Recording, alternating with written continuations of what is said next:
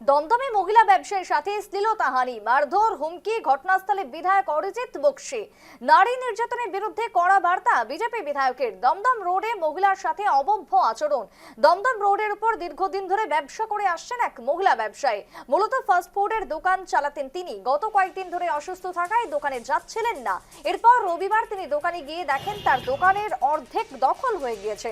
ঘটনার প্রতিবাদ করতেই দেখা গেল যারা দোকান দখল করেছিল তারা নিজেদের বিজেপি কর্মী বলে পরিচয় দিয়ে মহিলার উপর আক্রমণ চালান বলে মহিলার অভিযোগ। শুধু তাই নয়, অভিযোগ দুই ব্যক্তি শ্লীলতাহানি পর্যন্ত করেছে মহিলার। এই ঘটনায় তিনি সঙ্গে সঙ্গে স্থানীয় বিজেপি নেতৃত্বের সাথে যোগাযোগ করলে তারা তাকে পুলিশ প্রশাসনের দ্বারস্থ হতে বলেন এবং যথাযথ সাহায্য করেন। তারপরে মহিলা নাগেরবাজার থানার দ্বারস্থ হয়ে গোটা ঘটনা লিখিত আকারে পুলিশের কাছে জমা দেন। পুলিশ অভিযোগ পেয়ে এই ঘটনার তদন্তে নামেন এবং দুই ব্যক্তিকে গ্রেফতারও করেছে। তবে তাদের সোমবার আদালতে তোলা হবে বলে খবর।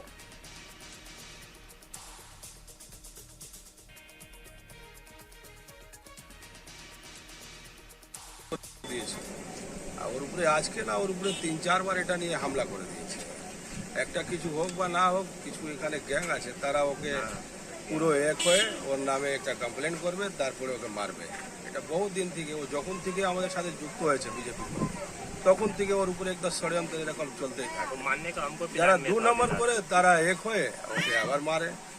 আজকে যা মার মেরেছিল, ও তো উপরওয়ালা আছে, ও বেঁচে গেছে। ওর সঙ্গে শত্রুতা কিসের? শত্রুতা একটাই কি, ওই পাড়াতে একা বিজেপি করে এক দুজনকে নিয়ে, তাই জন্য। আর এখানে কিছু দোকান চলে ২ নম্বর, সেগুলো বন্ধ হয়ে গেছে। দোকান আমি খুলবো, দোকান আমি কালকে রাত্রিবেলাও খুলেছিলাম। দেখুন, আমি তৃণমূল, বিজেপি, বামপন্থী আমি বুঝি না দাদা।